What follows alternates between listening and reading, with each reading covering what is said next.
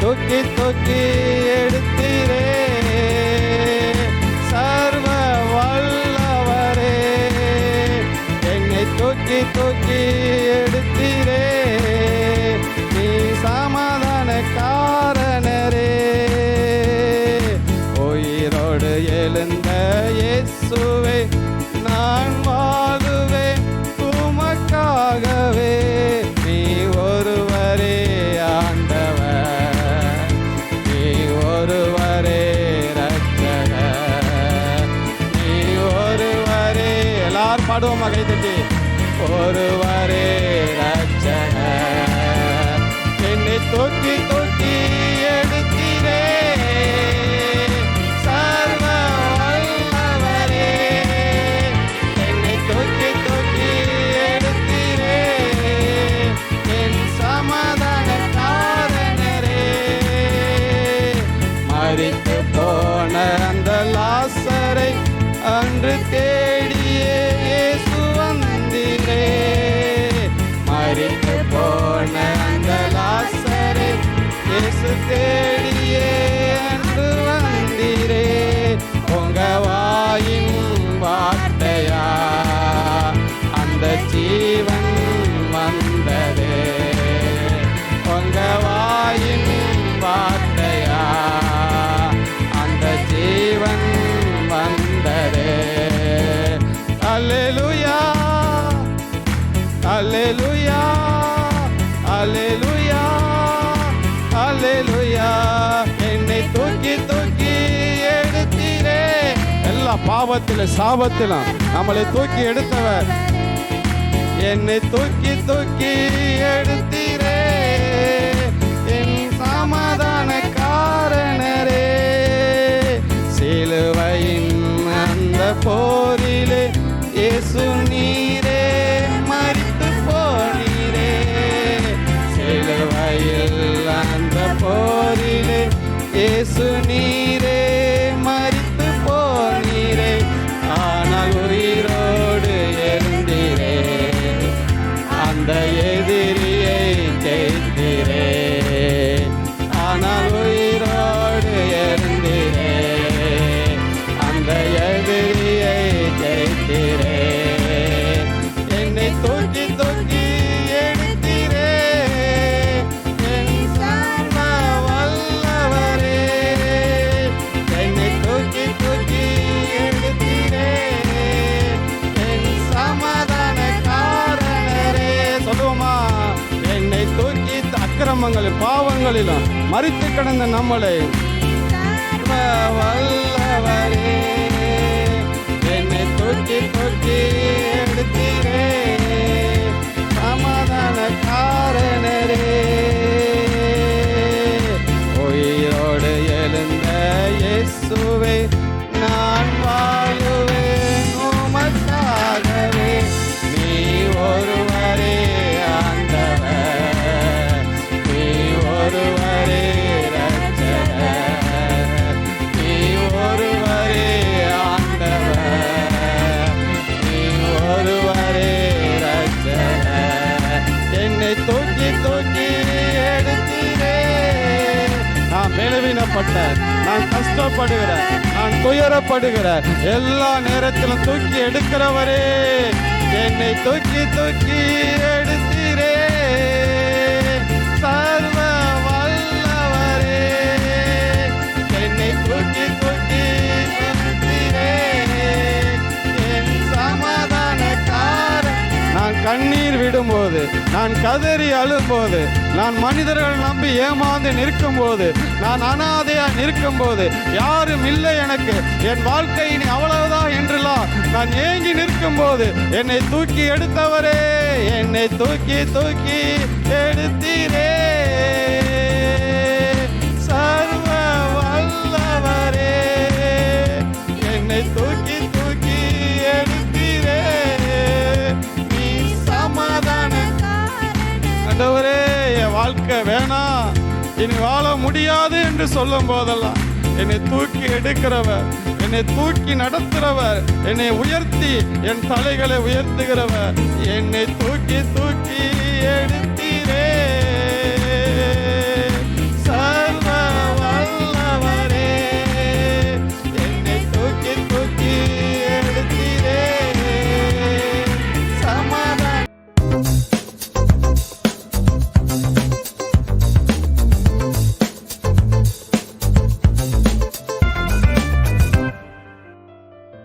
நேரம் செய்திக்கு போவோம். எல்லாரும் எடுத்துக்கொள்ளுங்கள். மார்க்கு எழுதின சுவிசேஷத்தை எடுத்துக்கொள்ளுங்க. 16ஆம் அதிகாரம் 5 வாசிங்களேன். மெல்ல மெல்ல இருங்க, பதட்டப்பட்டு வாசிக்கூடாது. மெல்ல வாசிங்க, நிதானமா நிறுத்தி. அவர்கள் கல்லறைக்குள் பிரவேசித்து வெள்ளையங்கி தரித்தவனாய் வலது பக்கத்தில் உட்கார்ந்திருந்த ஒரு வாலிபனை கண்டு பயந்தார்கள்.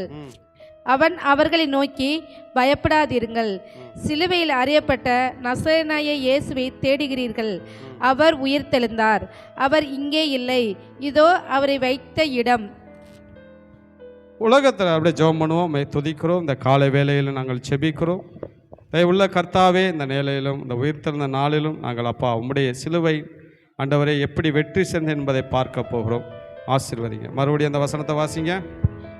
அவர்கள் கல்லறைக்குள் பிரவேசித்து வெள்ளையங்கி தரித்தவனாய் வலது பக்கத்தில் உட்கார்ந்திருந்த ஒரு வாலிபனை கண்டு பயந்தார்கள்.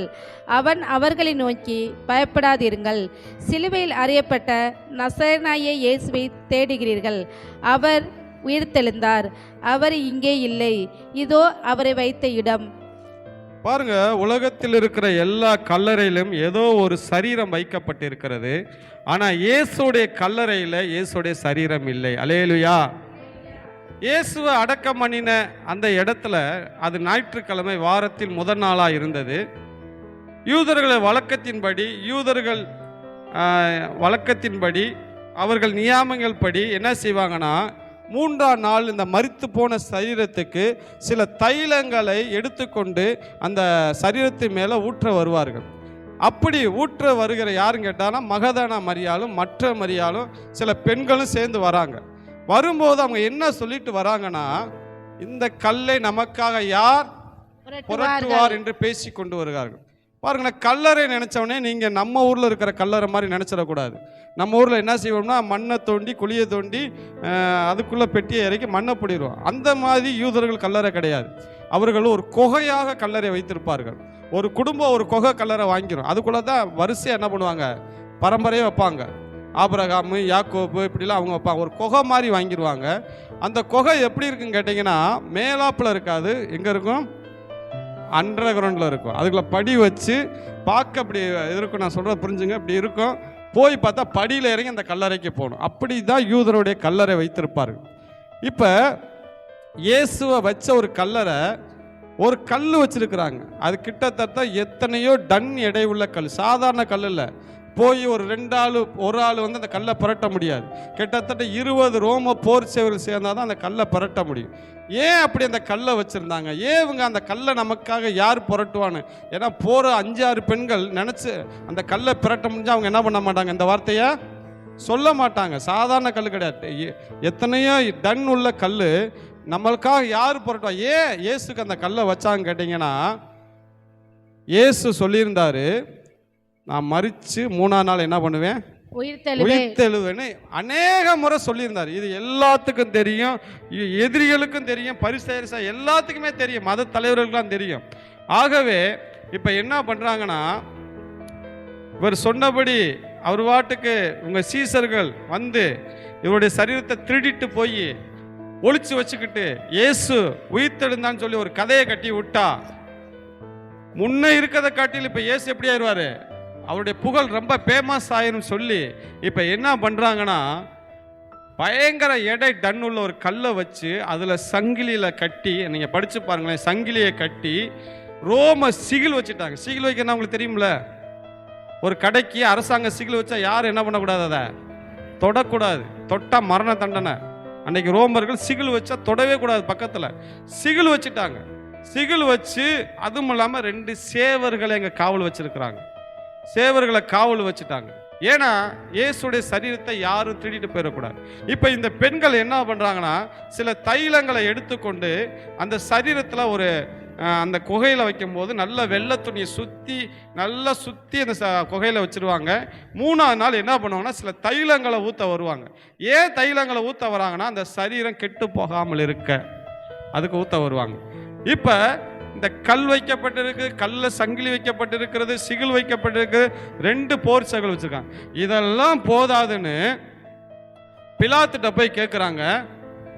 ஐயா இந்த மாதிரி இயேசு சொல்லியிருக்கிறாரு நான் மரித்து உயிர் தெழுவேன்னு. அவங்க சீசர்கள் ஏதாவது பண்ணிடுவாங்க, அந்த சரீரத்தை திருடிட்டு போயிடுவாங்க. அதனால நீங்கள் உங்கள் சேவர்களை அனுப்பி காவல் வைங்கன்னு சொல்லி யார்கிட்ட கேட்குறாங்க? மாரியம்மா இங்கிட்டு பாருங்கம்மா, யார்கிட்ட கேட்குறாங்க? இன்ன வரைக்கும் சொல்லி பிரயோஜனம் இல்லை. யார்கிட்ட கேட்டாங்க? யார்கிட்டங்க கேட்டாங்க? என்கிட்ட கேட்கலன்னு சொல்றீங்க. உங்ககிட்ட கேட்க மாட்டாங்க. உங்ககிட்ட பக்கத்துல வீட்டுக்கார கடுகை கேட்க மாட்டாங்க. அப்புறம் கூட உங்ககிட்ட கேட்க. யார்கிட்ட கேட்டாங்க? பிலாத்துட்ட கேட்டாங்க. என்ன கேட்குறாங்க? இயேசுடைய சரீரத்துக்கு என்ன பண்ணுங்க? காவல் வைங்க. ரோமர் போச்சு அவர்களை காவல் வைங்கன்னு சொல்றாங்க. அதுக்கு பிலாத்து என்ன தெரியுமா சொல்றாரு?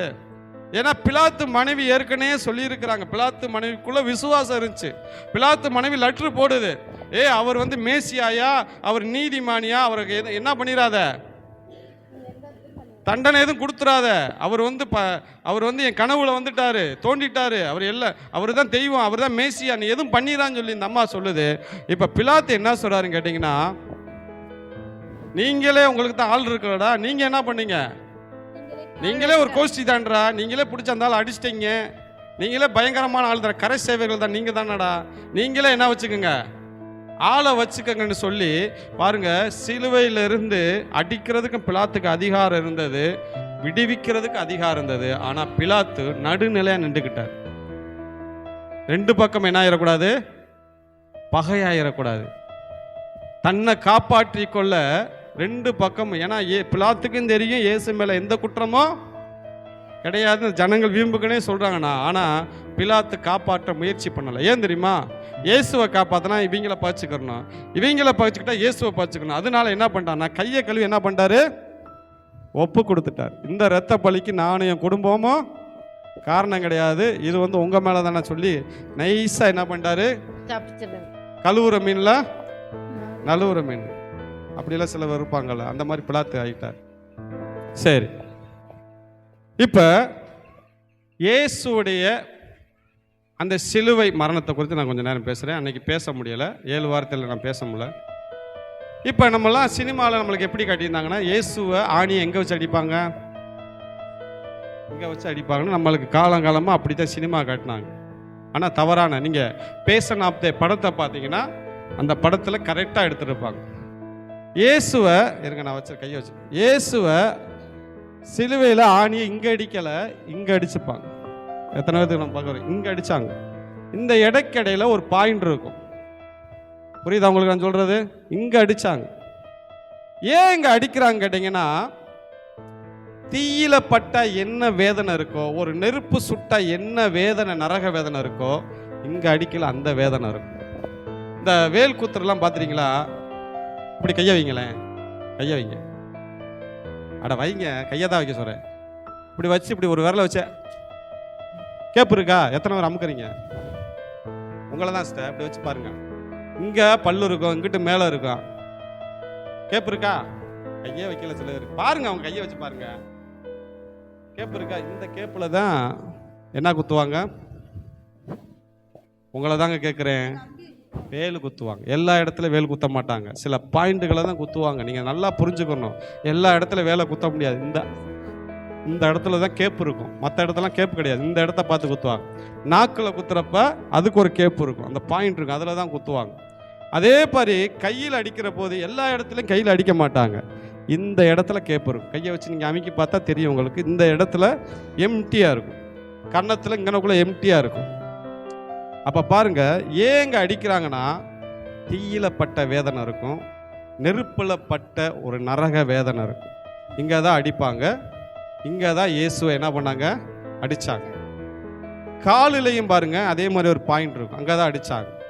சரி, இப்போ சிலுவையில் ஒரு 80 கிலோ வைங்களேன், ஒரு மனுஷன் வெயிட்டு 80 கிலோ அடிக்கும்போது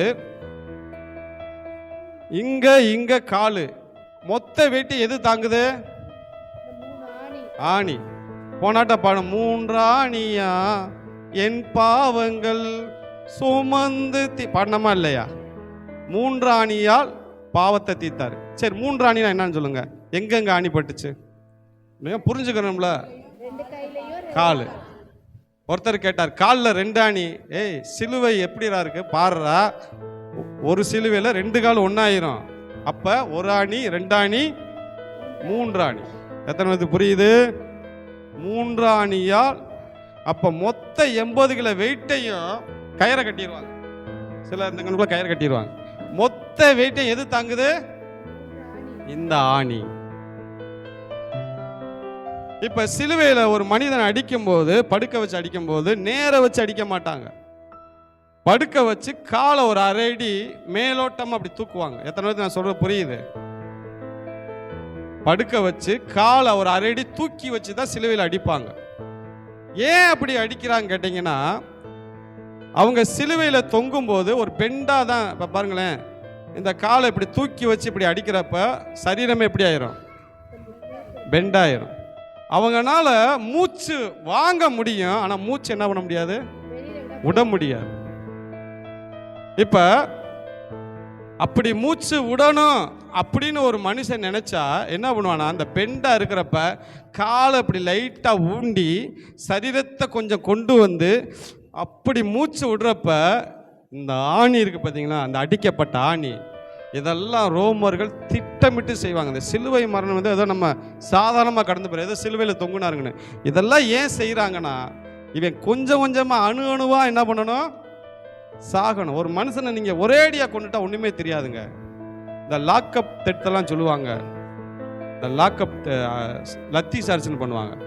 போலீஸ் ஸ்டேஷனுக்குள்ள வச்சு பைப்பில் சில மண்ணுகளை போட்டு காலில் கையில் அடிச்சு, இந்த இப்போ சமீபத்தில் பார்த்தோம்ல பேலிக்ஸ்னு சாத்தான் குணம், அதெல்லாம் அவங்க எல்லாம் பிச்சு எரிஞ்சிட்டாங்க இந்த போலீஸ்காரங்க. அப்போ பாருங்க, ஏன் அந்த மாதிரி தண்டனை? ஏன் அப்படி செய்யணும்? அரை அடி தூக்கி வச்சு அடித்து அவங்க மூச்சு வாங்கலாம். ஆனால் அவங்க சிலுவையில் என்ன பண்ணுவாங்கன்னா, அப்படி மூச்சு பாருங்க. இதுதான் என்ன கேட்டேன்னா, சாகவும் முடியாம வாழவும் முடியாம சிலுவையில தொங்குவாங்க. ஒன்னும் செத்துருணுங்க, ஒன்னும் வாழணுங்க. ஆனா ரெண்டுக்கு இடையில சிலுவையில தொங்கி மூச்சும் விட முடியாது. மூச்சு விடணும்னா என்னதான் பண்ணணும்? கொஞ்சம் கால் அப்படியே இந்த பெண்டார் கொஞ்சம் நிமித்தணும், கொஞ்சம் அப்படியே சரீரத்தை அந்த சிலுவையில நிமித்தணும். கொஞ்சம் அப்படி விட்டும்போது இந்த கை கால் இருக்கிற ஆணிகள் இருக்கு பார்த்தீங்களா, நரக வேதனையை கொடுக்கும், நரக வலியை கொடுக்கும். தீயில பட்ட ஒரு மனுஷன் எப்படி துடிக்கிறானோ அந்த வலி கொடுக்கும். இது ஒரு பக்கம். அதே கல்வாரி மலை, கொல்கதா மலை, மலைக்கு 3 பேர் உண்டு. மண்டை ஓடு மலை, கல்வாரி மலை, கொல்கதா மலை, ஒரே மலை. அந்த மலை எப்படி இருக்குன்னா மண்டை ஓடு சைஸ்ல தான் இருக்குமா. இப்ப சிலுவையில் ஒரு மனிதனை அடிச்சுட்டு நான் சொன்ன இந்த காரியத்தெல்லாம் பாருங்க. ஆணிகளை இங்கே கடாவிட்டு ஒரு அரை அடி தூக்கி பெண்டா வச்சுட்டு அவன் மூச்சு விட கஷ்டப்பட்டு ரத்தங்கள் வடிஞ்சுக்கிட்டு இருக்கும். ஒரு பக்கம் ஆணிகள் கடாவப்பட்டு ரத்தங்கள் சிலுவையில் தொங்கிட்டு போயிடுவாங்க. யாரும் போக மாட்டாங்க. அந்த பகுதியில் பிணந்தண்ணி கழுகுன்னு இருக்கும். பிணந்தண்ணி கழுகு நீங்கள் பார்க்குற மாதிரி இங்கே பார்க்குற மாதிரி கழுகுலாம் கிடையாது. ஒவ்வொரு கழுகும் கிட்டத்தட்ட நல்ல வெயிட்டாக நல்ல ஒரு ஆள் தண்டி இருக்கும். அந்த கழுகுகள் வந்து என்ன பண்ணும்னா, இந்த இரத்த வாடைக்கு பிணந்தண்ணி கழு, அந்த இரத்த வாடையை சிலுவையில் தொங்கும் போது ஏற்கனவே மேலே ரத்தம், ஏற்கனவே கைகால ஆணி, ஏற்கனவே பாதி உயிர் மூச்சு விட கஷ்டப்பட்டுக்கிறப்ப இந்த கழுகு வந்து தலையில் உட்காந்துக்கிறோம். உட்காந்து இதை என்ன பண்ணும்னா, அவன் கண்ணை அப்படியே கொத்தி இழுக்குமா. இந்த கண் அப்படியே உயிரோடு இழுக்கும் போது அவன் வேதனைப்படுவானா. ஐயோ செத்து போலாம் அப்படின்னு நினைப்பானா. கண்ணை இழுக்குமா. அடுத்து என்ன தெரியுமா பார்க்கணும்? அப்படியே குடலை வயிற்றுக்குள்ள இருந்து அப்படியே இழுக்குமா. அருமையானவர்களே, கொஞ்சம் பேசாம இருங்க. கல்வாரி பாடுகளை கொஞ்சம் கவனமா கேளு. மண்டையில உட்காந்து மண்டையை கொத்தி ஓட்ட போட்டு இந்த மண்டைக்குள்ள இருக்கிற மூளை எடுக்குமா. சிலுவை மரணம் சாதாரண மரணம் கிடையாது. ஏதோ நீங்க நினைக்க கூடாது, ஏதோ சிலுவையில் அடிச்சுட்டு போயிடுவாங்க, ஏதோ போயிடுவாங்கன்னு. இவ்வளவு வேதனை, இவ்வளவு பாடுகள் சிலுவை. இயேசு கிறிஸ்து அவர் பாருங்க அப்படி அடிச்சுட்டு வந்து, ஒருவேளை அந்த நாள் ஓய்வு நாள் ஆயிடுச்சு, அந்த நாள் ஓய்வு நாள தான் சரீரத்தை சிலுவையில் வைக்க மாட்டாங்க, உடனே இறக்கணும். ஓய்வு நாள் ஆயிடுச்சுன்னா என்ன பண்ணுவாங்க கேட்டீங்கன்னா, ஒரு பெரிய சுத்தியில எடுத்து அவங்க உயிர் இருந்தா காலு அது என்ன அது சொல்லுவாங்க, முழங்கால் கீழே, அதுக்கு பேர் நல்ல பேர் வேதத்தில் போட்டு கால். இது வந்து இந்த இதை ஒரே தட்டு தட்டும் போது என்ன பண்ணிருமா, ஏற்கனவே அந்த ஆணிகள் கடாவப்பட்டது, கால் எலும்பை முறிப்பார்களாம். சுத்தில எடுத்து ஒரு தட்டு தட்டுவாங்க, ஏன்னா ஓய்வு நாளில் சரீரத்தை வைக்கக்கூடாது. அப்போ இயேசு கூட அறையப்பட்ட கல்லர்களையும் சுத்தில வச்சு அடிக்கிறாங்க. ஆனால் இயேசு பக்கத்தில் அடிக்க வரும்போது இயேசுக்கு ஏற்கனவே என்ன போயிடுச்சு, உயிர் போயிடுச்சு. இயேசு எவ்வளவு நேரம் சிலுவையில், கிட்டத்தட்ட ஒரு பாடியை சிலுவையில் வச்சா 6 நாள் 4 நாள் 5 நாள் அவங்க ஜீவன் இருக்குமா. 6 நாளும் 5 நாள் இருக்கும். ஆனால் இயேசு கிறிஸ்துக்கு எவ்வளோ நேரம் தான் ஆச்சு, 6 மணி நேரம் தான் ஜீவன் சரீரத்தில் இருந்துச்சு. பிலாத்துட்ட போய் சொல்றாங்க இயேசு மரிச்சிட்டான்னு சொன்னோடனே பிலாத்து ஆச்சரியப்படுறா, அவள் இவ்வளவு சீக்கிரமாய் மரிச்சிட்டாரா? ஏன்? ஏன்னா ஒரு மனிதன் 1 வாரம் சிலுவையில் தொங்கலாம், 5 நாள் இருப்பாங்க, 4 நாள் ஜீவன் இருக்கும். ஆனால் 6 மணி நேரத்தில் ஒருத்தர் மரிக்கிறானா, அப்போ எவ்வளவு பாடு, எவ்வளவு வேதனை இயேசு கிறிஸ்துக்கு இருக்கும். பார்த்து எவ்வளவு பாடுகள், எவ்வளவு வேதனைகள் பாருங்க. அருமையானவர்களே, சிலுவை மரணம் என்பது சாதாரணம் கிடையாது. 5 விதமான தண்டனை ரோமர் வச்சிருந்தாங்க. அதுல கொடூரமான தண்டனை தான் இந்த சிலுவை மரணம். இதையெல்லாம் யாரு காட்டுனா, எந்த படம் காட்டுச்சுன்னு கேட்டா, பேச நாப்டே அந்த படத்தை போய் நீங்க பார்த்தீங்கன்னா இந்த படத்தை நீங்க பார்க்க முடியாது. ஏன்னா அந்த படத்தை அப்படி எடுத்திருப்பாங்க. அந்த படத்துல என்னென்ன செஞ்சாங்களோ அந்த இயேசு கிறிஸ்து அந்த சிலுவையில் இருந்ததை பார்த்துருவோம். அருமையானவர்களே, 6 மணி நேரம் இயேசு சிலுவையிலே தொங்கினார். ஏன் தொங்கினார்? ஏனென்றால் நீங்களும் நானும் உங்களுடைய பாவத்துக்காக, என்னுடைய பாவத்துக்காக, உலகத்தின் ஒட்டுப்பத்த பாவத்துக்காக, நம்ம செஞ்ச தப்பு, தெரியாத தப்பு, எல்லாம் நம்ம முன்னோர்கள் செய்த சாபம், எல்லாத்தையும் அந்த சாபத்தை ஏற்றுக்கொண்டு உங்களை என்னை நீதிமான் ஆக்கி இன்னைக்கு இந்த ஆலயத்துக்குள்ள உட்கார வைத்து ஒரு நாள் பரலோகத்தில் கொண்டு போவதற்காக இயேசு சிலுவையில் மரித்தார். அல்லேலூயா, அல்லேலூயா. முடிஞ்ச அந்த படத்தை போய் பாருங்க. சீரியலை கொஞ்சம் விட்டுட்டு பேசணும் அந்த படத்தை பாருங்க. இந்த படத்தை நீங்கள் பார்த்துட்டீங்கன்னா சிலுவை மரணம்னா என்னான்னு நான் சொன்னது கம்மி தான். நல்லா யோசித்து பாருங்களேன். ஒரு மனிதனை சிலுவையில் அறையும் போது அரை அடி இப்படி ஏற்றி காலை வச்சு அரைஞ்சி 3 ஆணிகளை வச்சு அவன் மூச்சு விடாமல் கஷ்டப்பட்டு அப்படி மூச்சை நெஞ்ச நிமித்தி விடும்போது இந்த கைகாலில் ஆணிகள், அது எவ்வளவு வலி, வேதனை. இயேசு இவ்வளவு வேதனையும் சகித்தார் என்று பார்க்கிறோம். பிதாவாகிய தேவன் இயேசுவை எதுக்காக கொடுத்தார்னா, ஏன் கைவிட்டார்னா, உங்களை என்னை தூக்கி எடுக்க. அல்லேலூயா. அக்கிரமங்களின் பாவங்களில் மரித்து கிடந்த நம்மளை இயேசு தூக்கி எடுப்பதற்காக இயேசு கிறிஸ்து இப்படிப்பட்ட ஒரு பெரிய காரியத்தை செய்தார் என்று பார்க்கிறோம். சரி, இயேசு கிறிஸ்து உயிர்த்தெழுந்த பின்னு சந்தித்த நபர்களை சில காரியங்களை நான் வேகமாக முடிக்க விரும்புகிறேன். வாசிங்க. அவர் சந்தித்த சில காரியங்களை, அவர் உயிர்த்தெழுந்தவனே என்ன நடந்தது என்று பார்க்க போறோம். மார்க் 16:9-10 வாசிங்க. 16:9-10.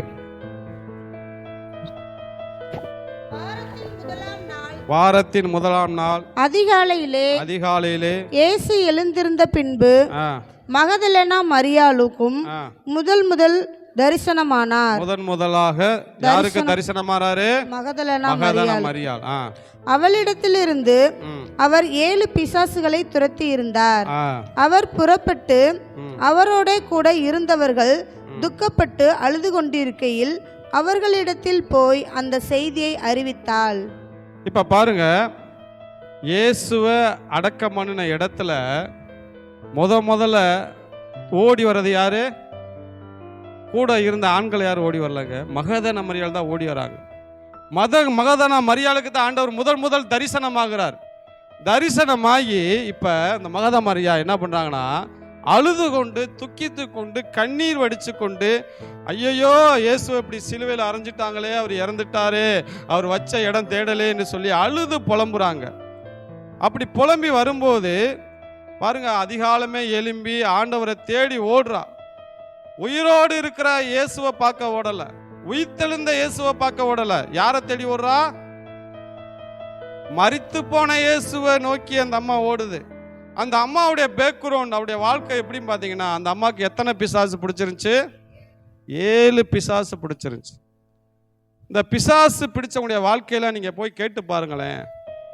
அவங்களால நிம்மதியாக தூங்க முடியாது, அவங்களால சாப்பிட முடியாது, அவங்களால சந்தோஷமாக இருக்க முடியாது, இரவில் நல்லா படுக்க முடியாது, கெட்ட சொப்பனங்கள் வரும், அசிங்கமான சொப்பனங்கள், அருவருப்பான சொப்பனங்கள் வரும்.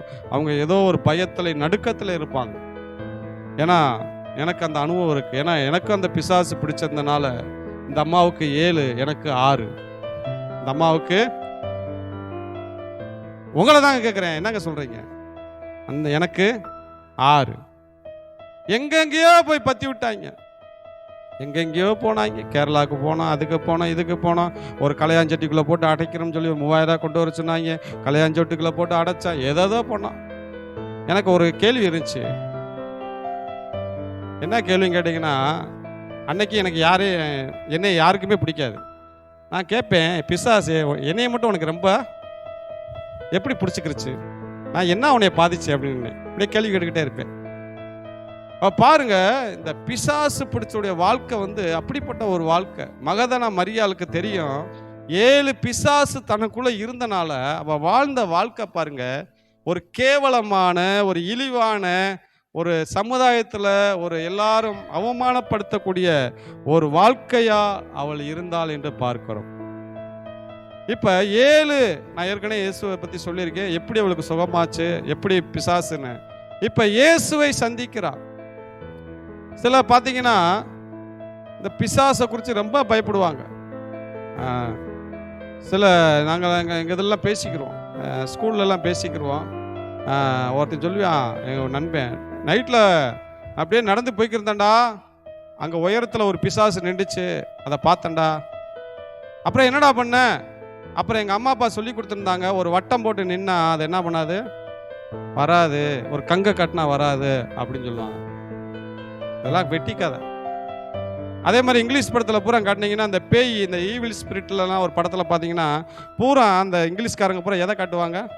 கையில் சிலுவையை காட்டுவாங்க. சிலுவையை பார்த்தோன்னே பேய் என்ன பண்ணும்? ஆன்னு கத்தும். நீ போய் இங்கே காட்டுங்க, அந்த சிலுவை எப்படின்னு உங்களுக்கு டம்முன்னு அடிக்கும். படத்துக்கு தான் அப்படி. நானும் அப்படியே நம்பினேன், ஓ சிலுவையை காட்டினா பேய் போயிரும் போலன்னு சொல்லி. அந்த காலத்தில் என்ன பண்ணேன்னா, இயேசுவை ஏற்றுக்கொள்ளாதப்ப கயிறில் சிலுவையை போட்டு தொங்க விட்டுருந்தேன். ஒரு சிலுவையை சிலுவையை போட்டால் ஏசு பேய் வராதுன்னு. பேய் பார்த்துச்சு. அப்போ தான் ரெம்பையும் போட்டேன், அமுக்குச்சு. ஆகா என்னடா ரெம்ப போடுங்க, சிலுவையும் மரங்க. அதுக்கெல்லாம் பிசாசு பயப்படாது. பிசாசு பயப்படுற ஒரே ஒரு காரியம் என்ன தெரியுமா? நீங்கள் பரிசுத்தமாக வாழ்ந்தா. அல்லேலூயா, அல்லேலூயா. ஏசு ரத்தம் உங்கள் மேலே இருந்தா இந்த 2 காரியத்துக்கு தான் பயப்படும். எலும்பு சம்பளம் போட்டு வச்சா எலும்பு ஒன்றுமே செய்யாது, அது எதுக்குமே பயப்படாது. சிலர் சொல்கிறாங்க, இல்லைங்க பிசாசுக்கெல்லாம் கால் இருக்காது. அப்படியா? சிலர் சொல்கிறாங்க, எங்கள் வீட்டு பக்கத்தில் கொலுசு சத்தம் கேட்குதுன்றாங்க. எதை நம்புறது? கால் இல்லைன்றாங்க, இங்கிட்டு கொலுசு சத்தம் கேட்குன்றாங்க. எதை நம்புறது? எனக்கே புரியலை. பிசாசு கால் இல்லைன்றாங்க, இங்கிட்டு பார்த்தா கொலுசுன்னு. அப்போ இந்த மகதனுடைய வாழ்க்கை அப்படி இருந்தது. இப்போ பார்க்குறா, ஓடி போய் பார்க்குறா, அந்த சிலுவையில் இயேசு அறையப்பட்ட போது தூரத்துலேருந்து பார்க்குறா மகதன மரியாள். இயேசு கிறிஸ்து மூச்சை அவர் விட முடியாமல் அவர் துடிச்சதெல்லாம் பார்த்து அழுது அவள் கண்ணீர் விட்டு துக்குனா. ஐயோ என் ஆண்டவருக்கு இந்த நிலைமையா, என் ஆண்டவர் மூச்சு விட கஷ்டப்படுறான்னு சொல்லி அவள் அழுது புரண்டா. அவருடைய சரீரத்தை இறக்குன போது மகதனா போய் அந்த சரீரத்தை போய் கையை தொட்டு பார்க்குறப்ப அவள் அழுதா. இந்த கரந்தானே என்னை விடுதலை ஆக்குச்சு, இந்த கரந்தானே என்னை 7 பிசாசுலேருந்து விடுதலை ஆக்குன்னு சொல்லி இந்த மகதன மரியாள் அழுகுறான். இப்போ நேர கல்லறைகிட்ட பார்க்குறா. கல்லறை திறந்து கிடக்கு. அங்கே சரீரம்ல அங்கே ஒருத்தர் தேவ தூத உட்கார்ந்துருக்கிறாரு. அங்கே பார்த்து சொல்கிறாரு, மரியாதை பார்த்து அந்த தூத சொல்கிறாரு, இயேசு மரித்தவர் இங்கே இல்லைம்மா, நீங்கள் உயிர் உள்ளவரை எங்கே தேடுறீங்க? மரிச்சவர்கிட்ட தேட வேணாம், அவர் சொன்னபடியே உயிர்த்தெழுந்து போய்விட்டாரு. நீங்கள் போய் எங்கே போய் சொல்லுங்கள், உன் சகோதரிடத்தில் போய் சொல்லுங்கன்னு சொல்லி அங்கே பாங்க ஒரு நல்ல நியூஸை சொல்கிறப்ப, அதுக்கு இப்போ இயேசு கிறிஸ்து வெளியில் வந்தவனே ஒரு தோட்டக்காரன் நினச்சி, ஐயா இயேசு வச்ச இடத்த பார்த்தீங்களா, இன்னொரு இடத்துல இயேசு வச்ச இடத்த பார்த்தீங்கன்னானே. அப்போ அவள் கண்கள் திறக்கப்படலை பாருங்க. இயேசு சொல்கிறாரு, நான் தான் இயேசு அப்படின்னு சொல்லி அங்கே காட்சி அளிக்கிறார். அல்லேலூயா. பாருங்க, ஏன் இந்த பெண்மணி எல்லா சீசர்களும் பயந்து போய் எல்லாம் ஒளிந்து கொண்டு இருக்கும்போது இந்த மகதனா மரியாள் மட்டும் ஏன் கல்லறைக்கு ஓடி வரணும்? அதுவும் பாருங்க, மற்றவங்களாம் நடந்து வந்தாங்களா, இந்த பெண்ணு மட்டும் எப்படி வந்தாளா? ஓடி வரா. ஏன்னா 7 பிசாசிலிருந்து காப்பாத்தின இந்த இயேசுக்கு ஒரு நன்றி உள்ள ஒரு வாழ்க்கையா இருந்தால் மகதனா மரியாள். அல்லேலூயா. அப்ப இந்த உலகத்துல 6 நாள் என்னை கடவுள் பாதுகாக்கிறாரு. அப்ப 7வது நாள் அந்த ஆலயத்துக்கு நான் எப்படி வரணும்? எப்படி வரணும்? நாங்க பேசவே மாட்டேங்க. ஓடி வரணும், நன்றி நிறைந்த இதயத்தோடு வரணும். ஏனோ தானோன்னு வரக்கூடாது. போவாங்க, பாஸ்டர் வந்து இந்த பாட்டெல்லாம் முடிச்சுட்டு பிரசங்க மண்ணையில போவான் அப்படின்னு வரக்கூடாது. நன்றி. 6 நாள் இணைவ திருநெல்வேலியில ஃபோன் பண்ணி தாய் தகப்பனை கூப்பிட்றாங்க, டீச்சர் கூப்பிட்றாங்க, சற்று ஸ்கூல் முடிய வாங்க. நான் 6ஆப்பு படிக்கிற பையன், எதுக்கோ கூப்பிட்றாங்கன்னு போய் பார்த்தா ஸ்கூலில் அந்த பையன் இங்கே வெட்டி, மண்டையில் வெட்டி, இதில் வெட்டி, கூட இருந்த நண்பன் அவன் அருவாளை வச்சு வெட்டிட்டியான். எதுக்குன்னா ஒரு பென்சில் பிரச்சனைக்கு. ஒரு பென்சிலை கேட்டால் தர மாட்டேன்னு சொல்லி இவன், ஏண்டா நீ இந்த ஜாதியில் பிறந்தனால தான் அப்படித்தான் இருக்கான்னு சொல்லி அருவாளை எடுத்து வெட்டி போட்டான். மண்டையில், காலில், கையில் வெட்டி போய் பார்க்குறாங்க. அந்த பையனை போய் பார்க்குறாங்க. இந்த பையன் கிடந்த கோலத்தை பார்த்து தாய் தகப்பன் கதறாங்க. ஒரு பொல்லாத உலகத்தில் வாழ்கிறோம், அதற்கு மத்தியில் நீங்கள் நாமளும் பாதுகாப்பாக இருக்கிறோமே, அந்த நன்றி. அல்லேலூயா, அல்லேலூயா. 2வது மகதனா மரியாள் காட்சி அளிச்சிட்டார். 2வது எம்மாவூர் சீசர்கள். எத்தனாவது வசனம்? எம்மாவூர் சீசர்கள். லூக்கா 24 எடுங்களேன், 32. 2வது யாருக்கு போறான்னு பாருங்க. இதோட முடிக்கிறேன். வழியிலே அவர் நம்முடனே பேசி வேத வாக்கியங்களை நமக்கு விளங்க காட்டின பொழுது நம்முடைய இருதயம் நமக்குள்ளே கொழுந்து விட்டு எரியவில்லையா என்று சொல்லி, மேல வாசிங்க சார், மேல வாசிங்க. அப்பொழுது அவருடைய கண்கள் திறக்கப்பட்டு, அதுக்கு மேல வாசிங்க. அவர்கள் உடனே பந்தி மேல வாசிங்க. அதுக்கு மேல எம்மாவூர் சீசர் இருந்து வாசிங்க. எம்மாவூர் சீசர் மோசே அவர்கள் எங்கே? லூக்கா எத்தனை சொன்னீங்க? 24.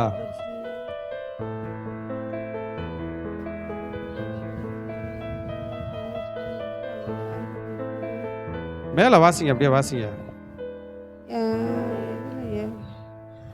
அப்பொழுது அவர் அவர்களை நோக்கி, தீர்க்கதரிசிகள் சொன்ன யாவையும் விசுவாசிக்கிறதற்கு புத்தி இல்லாத. அதுவா பாஸ்டர்? சரி, 24 லூக்கா 24 வாசிங்களேன். அப்பொழுது எங்களில் சிலர் கல்லறையினிடத்திற்கு போய் ஸ்திரீகள் சொன்னபடியே கண்டார்கள், அவரையோ காணவில்லை என்றார்கள். அப்பொழுது அவர் அவர்களை நோக்கி, தீர்க்கதரிசிகள் சொன்ன யாவையும் விசுவாசிக்கிறதற்கு புத்தி இல்லாத மந்த இருதயம் உள்ளவர்களே, கிறிஸ்து இவ்விதமாக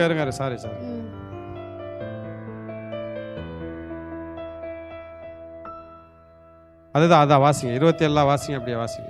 கிறிஸ்து இவ்விதமாக பாடுபடவும் தமது மகிமையில் பிரவேசிக்கவும் வேண்டியதில்லையோ என்று சொல்லி மோசே முதலிய சகல தீர்க்கதரிசிகளுக்கும் எழுதின வேத வாக்கியங்கள் எல்லாவற்றிலும் தம்மை குறித்து சொல்லியவைகளை அவர்களுக்கு விவரித்து காண்பித்தார். பாருங்க, இந்த எம்மாவூர் சீசர் 2 பேர் பேசிட்டு போறாங்க. என்னையா இந்த இயேசுவை நம்பணும், இப்படி அடிச்சுட்டாங்களே, அவர் செத்து போயிட்டாரு, இப்படிலாம் பேசிட்டு போறாங்க. அவர் அவிசுவாசமா பேசிட்டு போறாங்க. இவரையும் நம்பணும், இவரும் போயிட்டாரு அப்படின்னு பேசிட்டு போறப்ப இயேசு அவங்க கூட என்ன பண்றாரு? ஜாயிண்ட் ஆகிறாரு. ஒரு மனுஷனை போல ஜாயிண்ட் ஆகி வராரு. வந்துட்டு இப்போ இந்த விவரத்தை சொல்றாரு. எப்பா நீங்கள் மோசே முதலான கிறிஸ்து இவ்வளவு பாடுபட 26 சொல்றாரு. கிறிஸ்து இவ்வளவு பாடுபட மயில் பிறகு வேண்டும் என்று சொல்லி மோசே தீர்க்கதரிசி வேத வாக்கியங்களாம் தம்மை குறித்து சொல்லி அவருக்கு விவரித்து காண்பித்தார். அவங்க அவிசுவாசம் இயேசு வந்து காட்டிக்கிட்டு வராரு. தருணத்தில் அவர்கள் சமீபத்து போகும்போது அப்போ அவங்க அந்த சென்ற இடத்துக்கு போயிட்டாங்க. அப்போ இயேசு போன போது அப்பத்தையும் ஆசீர்வதித்து கொடுத்த போது அவருடைய கண்கள் என்ன பண்ணுச்சான்? திறக்கப்பட்டு அப்போது தான் யாரை பார்க்குறாங்க? இயேசுவை பார்க்குறாங்க. ஆஹா, இவ்வளோ நேரம் நம்ம கூட நடந்து வந்தது யாரு? இயேசு தான். நான் சொல்கிறேங்க, நம்ம இயேசு மேலே எவ்வளோக்கு எவ்வளவோ அட்டாச்சாக இருக்கமோ சில நேரங்களில் மனிதர்களைப் போல நம்மளுக்கு ஆண்டவரே வருவார். அல்லேலூயா. ஒரு ஒரு ஒரு சாட்சி சொன்னாங்க. அந்த அம்மா நல்லா ஜெபிக்கிறம்மா, திடீர்னு அவங்க 2 குழந்தை காணாமல் போயிடுச்சு. நான் சொல்கிறது இப்போ இல்லை, ஒரு 10-15 வருஷத்துக்கு முன்னாடி. அன்றைக்கி செல்ஃபோன் கிடையாது, எதுவுமே கிடையாது. அந்த பிள்ளைங்க ஏதோ ஒரு இடத்துல நின்று அழுகுதுகலாம். ஐயோயோ நாங்கள் எங்கே போவோம், எங்கள் அம்மா எப்படி எங்கள் வீடு தெரியாதுன்னு அழுகும்போது அப்போ ஒருத்தர் வந்தாராம். ஒருத்தர் வந்து சொன்னாராம், நீ உங்கள் அம்மா பேர் இதுதானே, உங்கள் அப்பா பேர் இதுதானே கேட்டவனே, அப்போ இந்த பிள்ளையை பார்த்துச்சுக்கலாம் எப்படி கரெக்டாக சொல்கிறாருன்னு சொல்லிட்டு வாங்க கூட்டு போன்னு சொல்லி அங்கே பக்கத்தில் கூட்டு போய் அதோ அவங்க வீடுன்னு சொல்லிட்டு திரும்பி பார்த்தா அவரை காணாமா. ஓடி போய் அம்மா பார்த்து கட்டி பிடிச்சாங்களாம். எங்கப்பா இருந்தீங்க, என்னப்பா செஞ்சீங்க, யாருப்பா அவங்கள கூட்டு வந்தேன்னு. அம்மா இந்த மாதிரி ஒருத்தர் கூட்டு வந்தாம்மா, யாருன்னே தெரியாதும்மா, அவர் கூட்டு வந்து விட்டுட்டு திரும்பி பார்த்தா காணாமல் சொன்னேன். அப்பா சொல்லிச்சான், பிள்ளைகளா நான் நல்லா செவிட்டி பண்ணிக்கிறேன், உங்களை விட்டது யாரும் இல்லை, இயேசு கிறிஸ்துவே உங்களை விட்டார். அல்லேலூயா. சில நேரங்களில் வேதம் சொல்லுது, அறியாமையில் நீங்கள் யாரை உபசரித்தது உண்டு, தேவ தூதர்களையும் உபசரித்தது உண்டு. ஆபிரகாமுக்கு தெரியாதுங்க, வந்திருந்த 3 பேர் யாருன்னு கடவுள்னே தெரியாது. யாரோ வராங்கன்னு சொல்லி சமைச்சு கொடுத்தேன், அதுக்கப்புறம் தான் தெரியும். சில அறியாமையிலும் சில நேரங்களில் தூதர்களோ ஆண்டவரோ சில வடிவில் வருவாங்க. அல்லேலூயா. வந்து உங்கள்கிட்ட சில புத்திகளை சொல்லுவாங்க, சில காரியங்கள் சொல்லுவாங்க. இப்படி செய்யாத, இப்படி செய்யாத. நீ என்னடா சொல்றது, நான் என்னடா கேட்குறேன்னு சொல்லிடாதீங்க. சில வயதான தோற்றத்தில் சில பேர் வருவாங்க. அல்லேலூயா. சில வயதான தோட்டத்தில் வந்து நல்ல காலம் பிறகு பாஸ்டர் சொன்னாரே வாங்க நீங்கள் தானா வாங்க அப்படின்னு அவங்கள கூப்பிட்றாதீங்க, அது ஏடா கூடாமல் போயிடும். அல்லேலூயா. புரியுதா உங்களுக்கு? புரிஞ்சுக்கிறணும். ஆமாம். அப்போ பாருங்கள், நம்ம முடிச்சிருவோம், மணி ஆயிடுச்சு. அப்போ முதலாவது மகதனா மரியாளுக்கு, 2வது எம்மாவூர் சீசர்களுக்கு தரிசனமாகலாம். அவங்க பாருங்க, நான் ஒரு கேள்வி கேட்குறேன். இயேசு உயிர்த்தெழுந்தவனே எங்கே போயிருக்கணும்? பரலோகத்துக்குள்ள, பூமியில எங்க போயிருக்கணும்? தன்னை அடிச்சவங்கிட்ட போயிருக்கணும். அடிச்சீங்களடா பாருடா எப்படி வந்திருக்கேன், உயிரோட எந்திரிக்கேன் பாத்தீங்க. உங்களை ஒருத்தவங்க போலீஸ் ஸ்டேஷன்ல சிக்க வச்சிடறாங்க. சிக்க வச்சு பொய்யான கேஸ் போட்டு நீங்க விடுதலை ஆகி நேரம் எங்க போவீங்க? அவன் தான் பண்ணி பாருடா, பாரு நாயம் சாகாதுர நாயம் உண்மை அப்படின்னு காட்டுவீங்களே.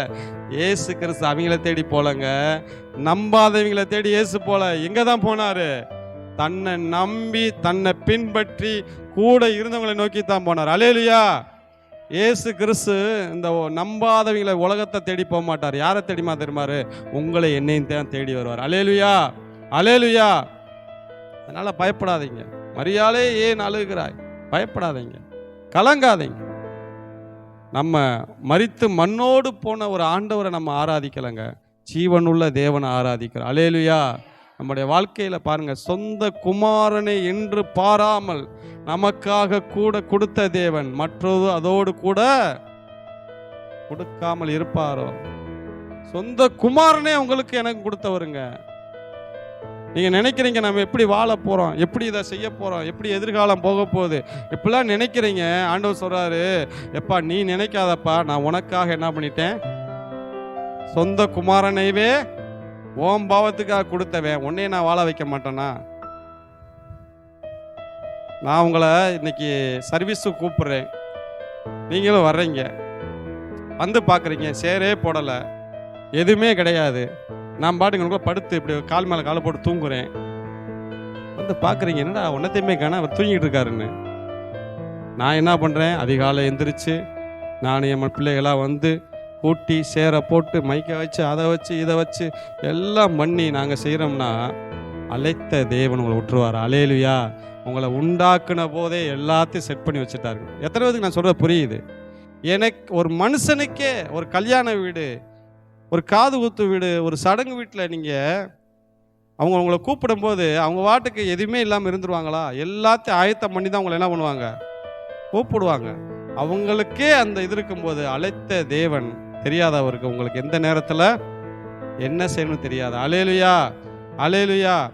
மகதனா மரியாள் எப்படி வந்தாலும் ஓடி வந்தா. அல்லேலூயா. உங்கள் வீட்டில் ஒரு சொந்தக்காரன் கல்யாணம் வைக்கிறாங்க, நீங்கள் தான் முதன்மையாக இருக்கணும். நீங்கள் லேட்டாக போனால் அவங்க என்ன சொல்லுவாங்க சொல்லுங்க? செல்லமாக கோவப்படுவாங்க. நீ எல்லாம் முதல்ல இருக்க வேண்டிய ஆள், நீ எல்லாம் மெண்டல் மாதிரி இப்படி வர்றைய, உன்னை நம்பி தான் இல்லை முதல்ல இல்லைக்கா லேட்டேன் இப்பெல்லாம் சொல்லாத, நீ தான் முன்னணியாக இருந்து என்ன பண்ணணும், எல்லாத்தையும் பண்ணணும். அவங்களே அப்படி கேட்டா நம்ம அப்பா அதை காட்டில் எதிர்பார்ப்பார். அல்லேலூயா. நீங்கள் தான் ஓடி வரணும்.